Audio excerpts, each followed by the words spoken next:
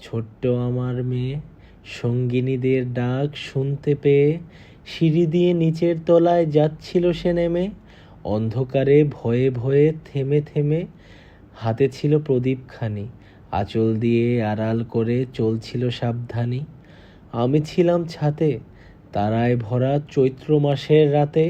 হঠাৎ মেয়ের কান্না শুনে উঠে দেখতে পেলাম ছুটে, সিঁড়ির মধ্যে যেতে যেতে প্রদীপটা তার নিভে গেছে বাতাসেতে। শুধাই তারে, কি হয়েছে বামি? সে কেঁদে কয় নিচে থেকে, হারিয়ে গেছি আমি তারায় ভরা চৈত্র মাসের রাতে। ফিরে গেছি ছাতে, মনে হলো আকাশ পানে চেয়ে। আমার বামির মতোই যেন অমনি কে এক মেয়ে, নীলাম্বরের আঁচলখানি ঘিরে দীপশিখাটি বাঁচিয়ে একা চিলছে ধীরে ধীরে। নিপ্ত যদি আলো, যদি হঠাৎ যেত থামি, আকাশ ভরে উঠত কেঁদে হারিয়ে গেছি আমি।